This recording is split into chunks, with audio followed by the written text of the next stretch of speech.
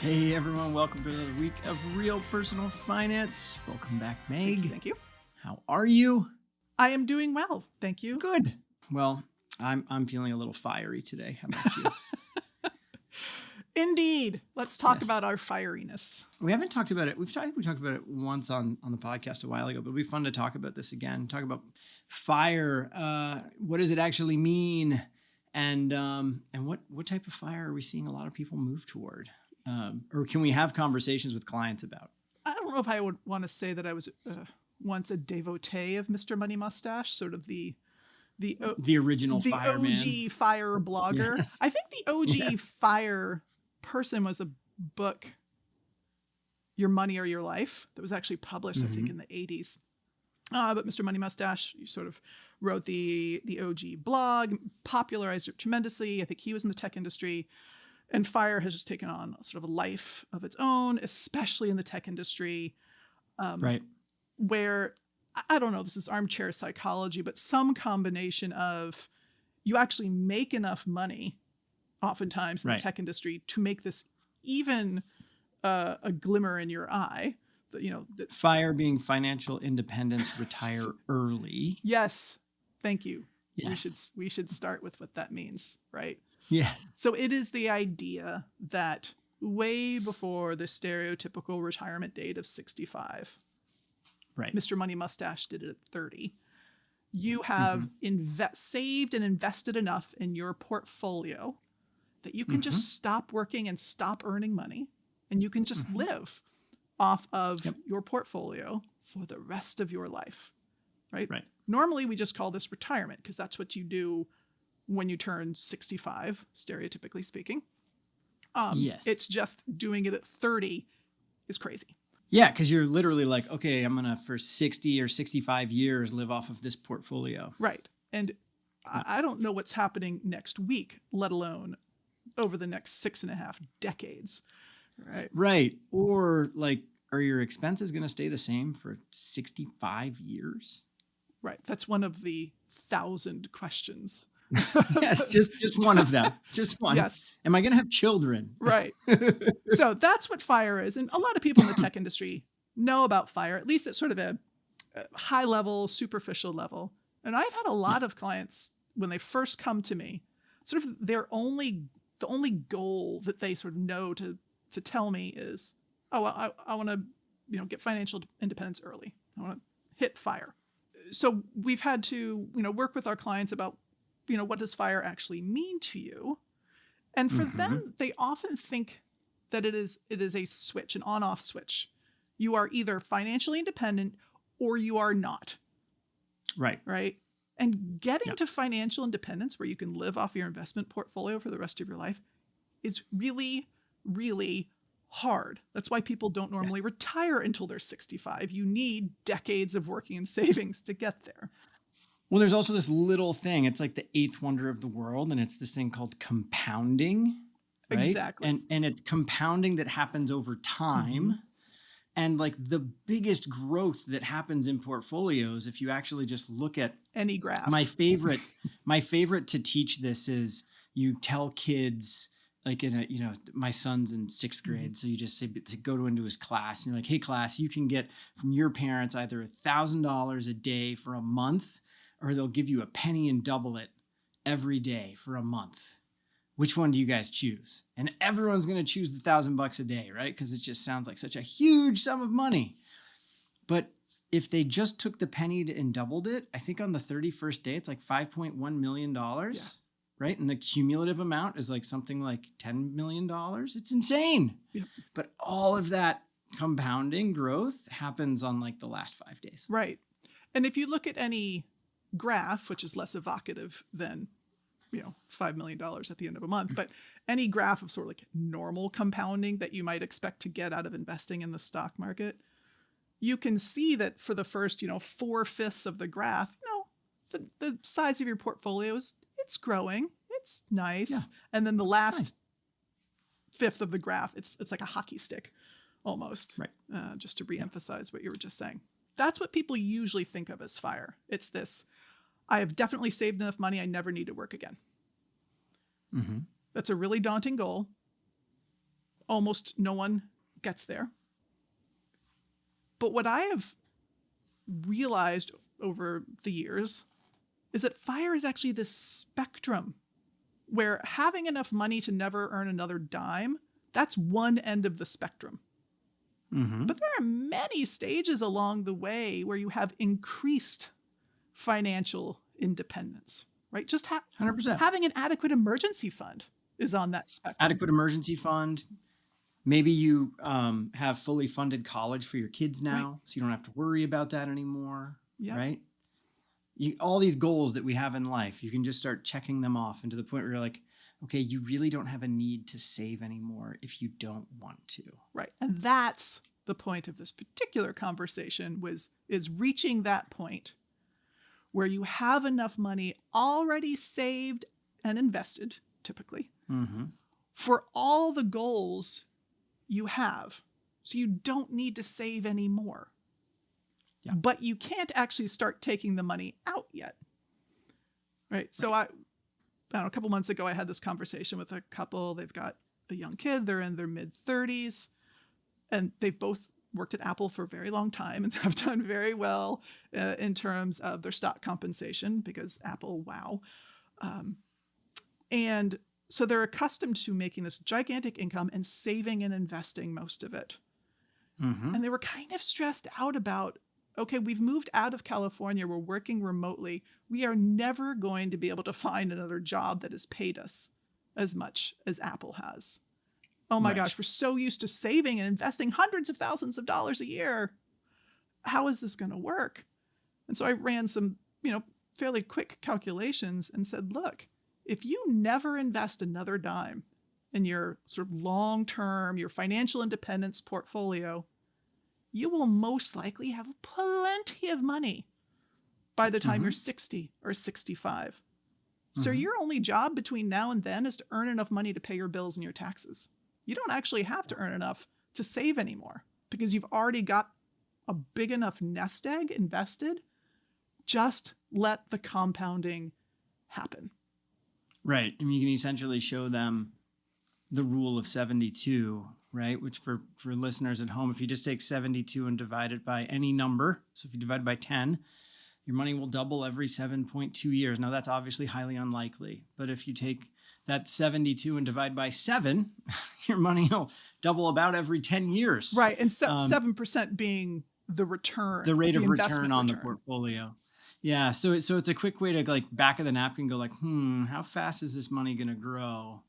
Just so you can see that. And you can see that quickly, like, yeah, you guys are probably going to be okay. Right.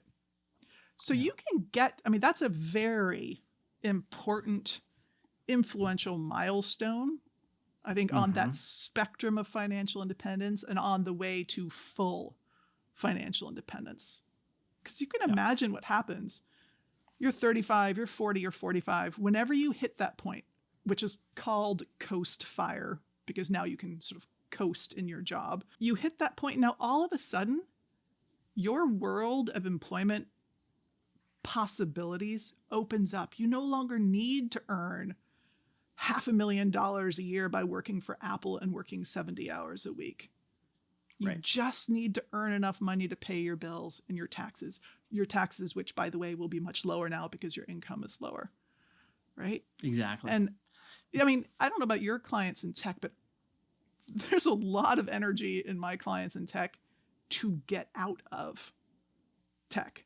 Tech is stressful. Yes.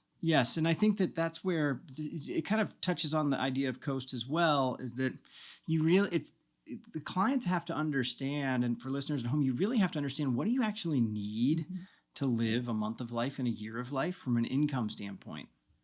Because if that varies a lot, and when I say varies a lot, I'm actually raising my hand to the upside, because that's usually the direction we go as we get older in life. We go from having the 3-bed, 2-bath ranch that's 1,600 square feet, and your kids get older, and you go, oh man, it'd be so nice to have a bonus room and a bigger house for the kids.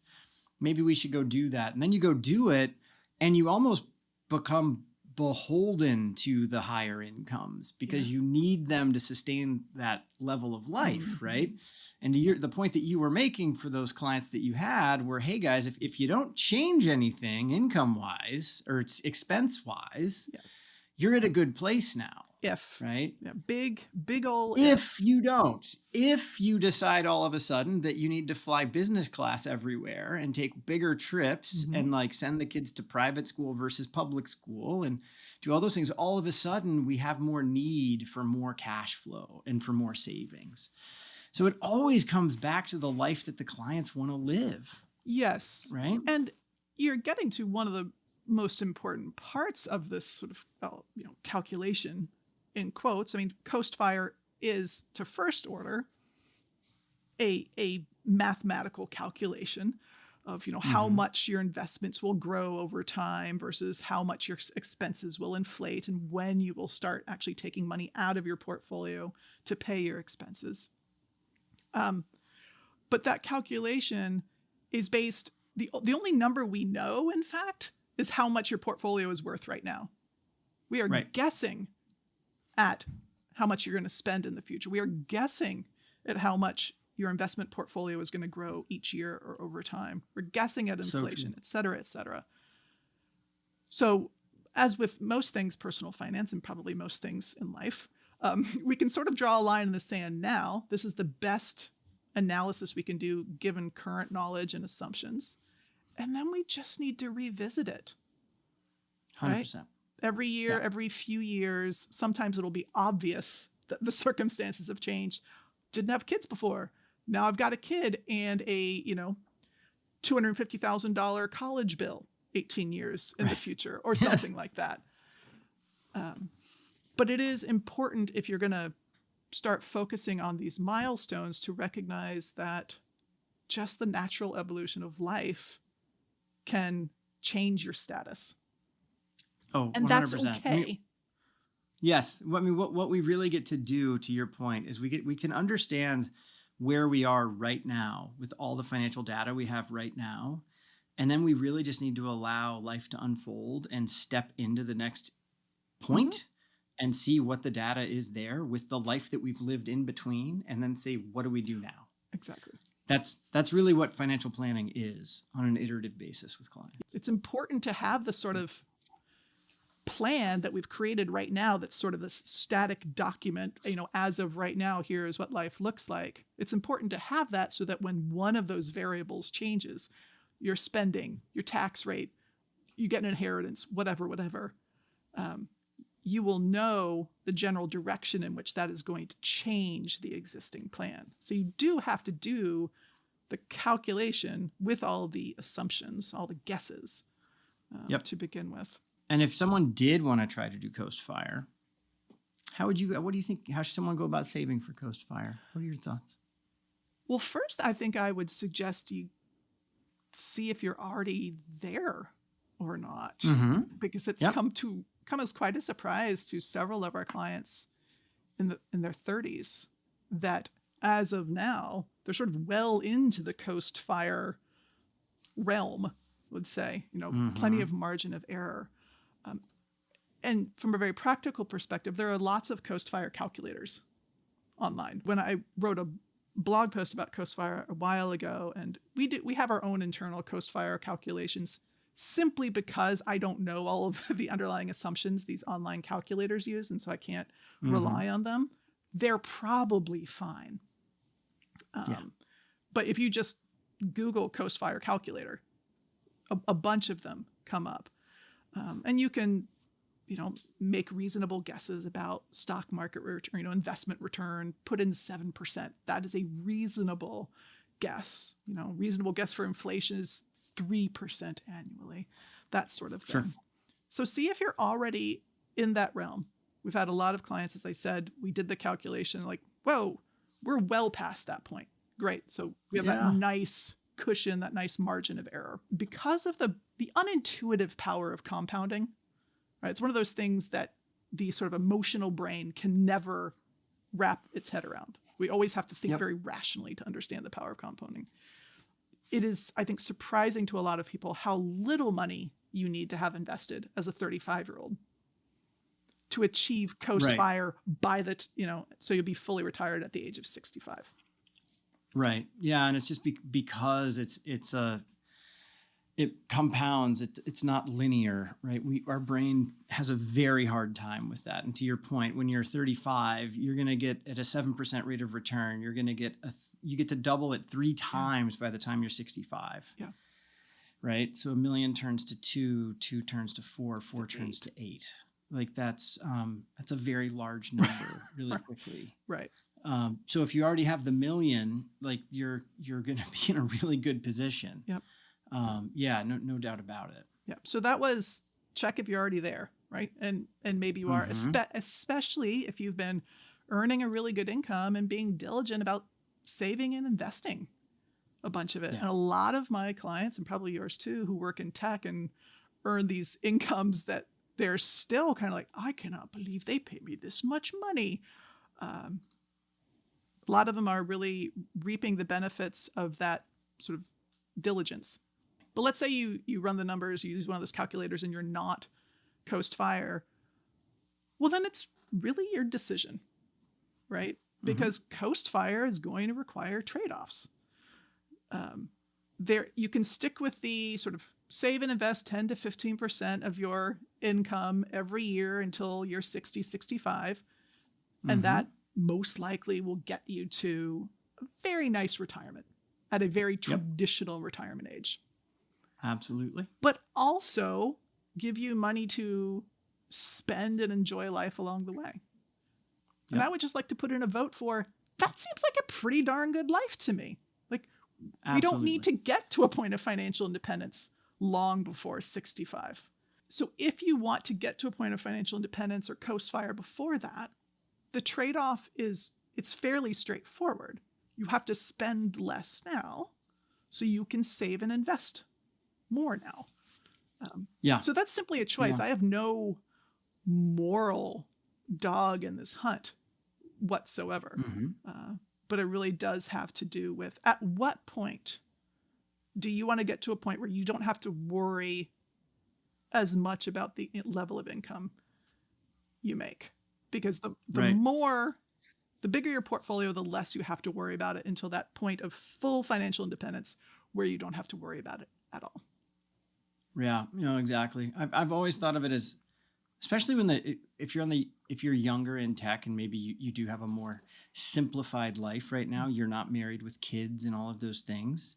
It is a matter of looking at those trade-offs, right? Of course, you want to be doing the travel and things. There's parts of life that may be really open to you now that if you choose to have a family later might make it more constricting time-wise and choice-wise, right? So make sure those things are happening for you, in my opinion. And if you have excess left over, by all means, run with it. Like, the more you can put in now and save now, the easier you make your life and all of your choices in the future. You could choose to go become a high school teacher or totally change lives or go to a totally different career. And you'll have the freedom and the ability to do that without impacting your lifestyle because you've saved a decent amount. I think it's a lovely concept. But to your point, my hesitation with fire was normally, and maybe it was just the people that I ran into who were trying to do it, but I kind of felt like they were almost like cutting to the bone on something, right? Where like it's like they were doing it to prove something or to like do something. And maybe it was just maybe it was the financial crisis and when I ran into them and the type of person that they were, but it's just like, man, like, are you going to enjoy life even when you are on fire? Because it doesn't seem like you're enjoying life now. Like, how about we just learn how to like find out how do we enjoy life along the way? And if that means you can coast, great. If that means you just save like a normal person until you retire, great.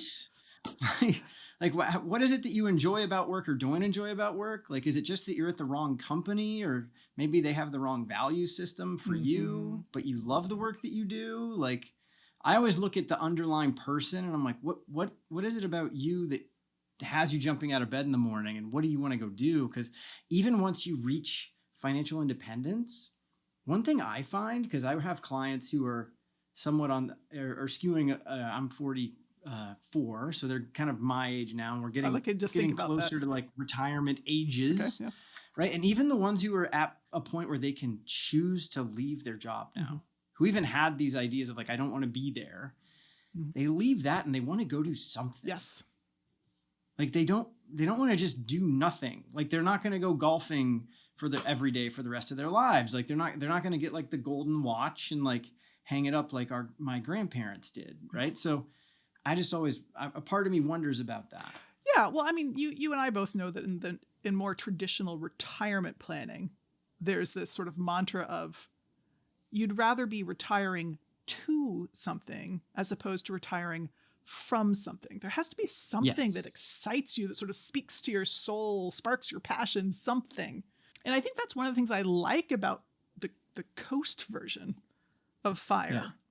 Is that when you no longer need to save and so your income requirements are much lower, people want to work, right? They want to have purpose. They want to feel as if they're contributing to this world. But yeah, being a teacher or working for a nonprofit or any of the, being an artist, whatever, those things don't pay nearly as much as being a UX designer or a programmer, Totally. right? Totally.